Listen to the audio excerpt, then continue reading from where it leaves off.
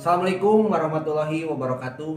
Semangat pagi rekan-rekan JM Community di seluruh dunia.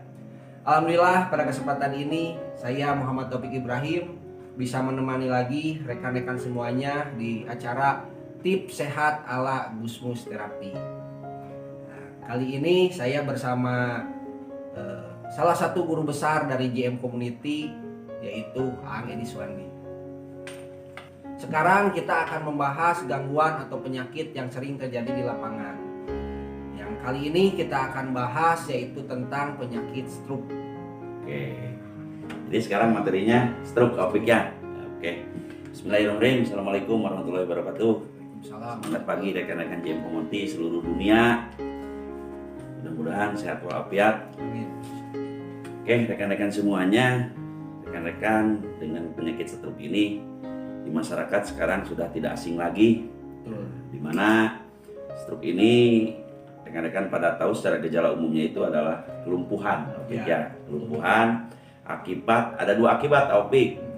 Satu, kelumpuhannya akibat satu adalah pecahnya pembuluh darah di otak. Ya. Yang kemudian adalah penyumbatan pembuluh darah di otak. Nah, itu akan menyebabkan suatu penyakit ya di masyarakat yang sekarang sudah mulai banyak, yaitu penyakit stroke. Nah, menurut penelitian bahwa penyakit stroke ini sekitar 78% dari penyakit stroke akibat dari penyumbatan. Nah, penyumbatan apa? Penyumbatan pembuluh darah itu penyumbatan oleh lemak. Nah, karena apa? Mungkin dengan situasi modernisasi makanan banyak mengandung unsur lemak. Nah, itu berarti hati-hati rekan-rekan semuanya dengan pola makan jenis ya, itu harus benar-benar kita perhatikan. Jadi penyebab penyumbatan itu adalah tadi penyakit stroke itu adalah diantaranya penyumbatan. Nah, juga ada yang disebut hemorrhagic stroke atau stroke hemorrhagic, itu adalah pecah pembuluh darah akibat tekanan darah yang terlalu tinggi. Itu ya, itu stroke secara bahasa di masyarakat seperti itu. Nah, stroke itu dibagi dua lagi, ada stroke kiri, ada stroke kanan. Nah, itu penyebabnya masing-masing, Opik. Ya. Kalau stroke kiri itu biasanya dari penyebabnya stres. Ya, stres itu bisa menyebabkan penyakit stroke kiri. Nah, kemudian ada juga disebut stroke kanan. Ya, stroke kanan itu akibat dari kecapean yang berlebihan. Ya. Bagaimana menentukan stroke kiri, stroke kanan? Nah, disebut stroke kiri itu misalkan ada penyumbatan di otak sebelah kiri, maka lumpuhnya itu sebelah kanan. Nah, gitu ya. Kalau ada stroke kanan, itu lumpuhnya sebelah kiri. Kebalikannya. Nah, terus untuk gejala nih, yang untuk penyakit stroke itu apa aja gejalanya? Oke, nah ini rekan-rekan semuanya kita perlu pahami bersama bahwa sebelum terjadi penyakit pasti ada gejala, Opik ya. Gejalanya itu sakit kepala yang tiba-tiba sakit kepala. Nah, itu hati-hati ya. Kalau ada kita menemukan klien selalu sakit kepalanya itu tiba-tiba. Nah, itu hati-hati. Itu salah satu gejala dari stroke. Walaupun itu hanya gejala, belum bisa ditentukan. Tapi hati-hati. Ya, kita curiga ini ke arah stroke ya rekan-rekan semuanya. Terus selalu kehilangan keseimbangan. Nah, kalau kehilangan keseimbangan tiba-tiba kadang-kadang terjatuh misalkan ya. Terus badan terasa lemas dan yang paling dominan itu tiba-tiba tubuh ini lemah. Nah, itu Opik ya. Dan adanya gejala-gejala yang biasanya di berbicara juga pendengaran. Nah, itu hati-hati kalau kita menemukan klien di lapangan tentang gejala tersebut. Nah, gitu Opik ya, gejala-gejalanya seperti itu. Oke. Kang, tadi yang dikatakan oleh Aang bahwa salah satu gejala untuk stroke itu hilang keseimbangan. Ya, iya betul. Nah, dan itu mengakibatkan jatuh secara tiba-tiba. Betul. Yang sering terjadi itu adalah di kamar mandi atau di lantai. Ya. Nah, itu cara teknik untuk penanganannya, untuk penanganan secara gusmus terapi itu bagaimana? Nah, ini. Jadi tadi kembali lagi ke gejala hilang keseimbangan. Ya. Hilang keseimbangan itu biasanya terjatuh. Terjatuh. Nah, kita jangan panik, Opik. Sebagai gusmus terapi itu ya, itu jangan panik. Ternyata caranya seperti ini nih. Kita semua gusmus terapi itu punya lancet ya di rumah. karena ya bukan bekam, bukan gusmus terapi kalau punya Lancet. Nah, kita demokan dulu nih Opik ya. Nih, ini ada Lancet nih. Misalkan kita menemukan orang yang terjatuh tiba-tiba di air. Nah, kita dipanggil, misalkan klien kita memanggil kita, keluarganya. Nah, kita jangan panik. Nah, caranya bagaimana? Caranya bagaimana? Nah, di jari-jari ini begitu orang jatuh gitu, misalkan si kliennya itu jatuh di air, nah cepat ambil tangannya, nah, terus diambil dari tangannya, jari jemarinya, nanti dibukakan ini nih Lancet ya, nanti ditusukkan ke setiap jari-jari ini semuanya nih, begitu dibuka dulu nih rekan-rekan semuanya dibuka, kemudian nanti ditusukkan, nah ke di ujung-ujung jari ini sebelah kiri dan sebelah kanan, nah kemudian dikeluarkanlah darahnya 1 atau 2 tetes. Nah, seperti itu. Nah, ini untuk supaya stroke itu tidak berkelanjutan. Nah, itu kan tindakan pertama supaya bagaimana supaya caranya tidak terjadi stroke. Nah, ini menurut gusmus terapi seperti itu, dan ini banyak dicoba oleh guru besar kita ya, bahwa begitu ada penanganan seperti itu hanya mengeluarkan darah oleh Lancet ini ditusuk-tusuk, atau kalau nggak ada itu bisa secepatnya cari jarum apa saja yang asal bersih. Itu dikeluarkan Opik. Nah,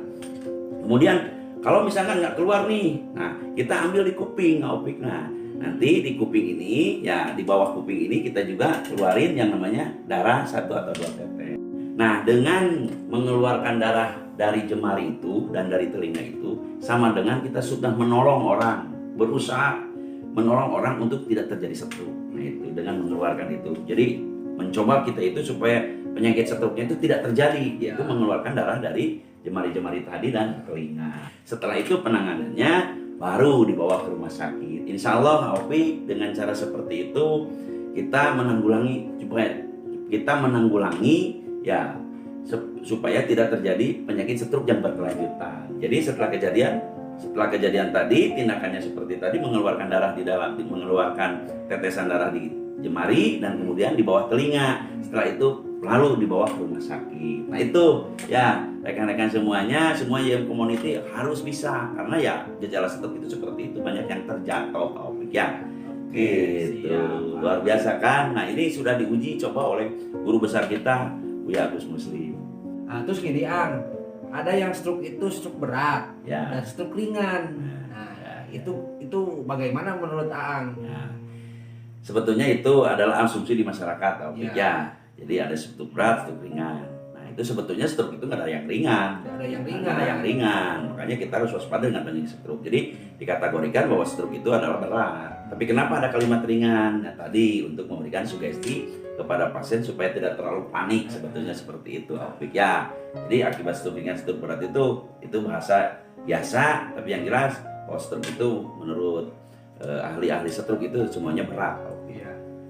Aang itu adalah cara cepat untuk penanggulangan penyakit stroke. Ya, betul. Salah satunya tadi langsung dibawa ke rumah sakit ya.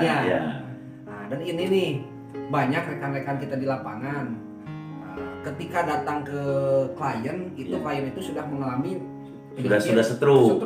Iya betul. Nah, itu cara penanganan dan suplemen yang jitu di JM terapi itu pakai suplemen apa? Ada. Nah, ini yang ditunggu-tunggu gitu ya. Rekan-rekan semuanya, biasa ya penanganan penyakit stroke berarti melakukan treatment JM terapi itu setiap minggu ya. Biasa yang telah kita standarkan JM kaki, JM tangan, JM kepala. Jangan lupa diutamakan itu totok perut. Nah, itu ya. Jadi rekan-rekan semuanya kalau menemukan seperti itu, lakukan saja JM standar, tapi lebih difokuskan di totok perut. Oke, nah itu ya. Nah, setelah itu berarti dengan cara berbekam. Nah, dengan cara berbekam itu mengambil racun di dalam tubuh atau pudin-pudin yang di dalam tubuh yang memperberat penyakit stroke tadi. Nah, itu tipsnya. Kemudian nih, Opik nih, ada suplemen yang jitu sekali nih, yang sudah diuji ya. Yang sudah diuji, kita ini sekarang punya ini nih, Apolder. Ya, Apolder, kemudian juga ada Cepolder. Kemudian ada juga Abecor. Nah, ini rekan-rekan sudah tahu ya rekan-rekan semuanya. Dan mungkin ada yang nonton di sini dapatkan ini di gusmus terapi. Nah, cara minumnya seperti ini Opik ya. Untuk Apolder itu 2 saset di pagi hari. Ya, jadi 2 saset kita bubuhkan ke gelas, kemudian diseduh oleh air panas, itu 2 saset di pagi hari. Satu nih, kemudian C powder juga sama, itu untuk di siang hari. Di siang hari berapa saset? 2 saset sama diseduh sama air panas. Kemudian setelah itu diberi HB-Core 2 sendok makan. Nah, 2 sendok makan, 2 sendok makan di kala malam. Jadi ini sudah paket rekan-rekan semuanya ya. Berarti ini pagi-pagi 2 saset, powder, kemudian C powder siang 2 saset, dan ini HB Core ini 2 sendok sebelum tidur. Ini trip jitu dari Gusmus Terapi. Selamat mencoba dan alhamdulillah sudah banyak pembuktiannya. Demikian tadi tips sehat ala Gusmus Terapi. Mudah-mudahan ini bermanfaat bagi rekan-rekan semuanya, dan tetap terus ikuti acara-acara tips sehat ala Gusmus Terapi selanjutnya. Oke, dan jangan lupa like and subscribe Aang Center TV channel. Oke, terima kasih rekan-rekan semuanya. Indonesia sehat, Indonesia maju. JM Terapi, Solusi tepat menuju sehat luar biasa. Oke, terima kasih. Wassalamualaikum warahmatullahi wabarakatuh.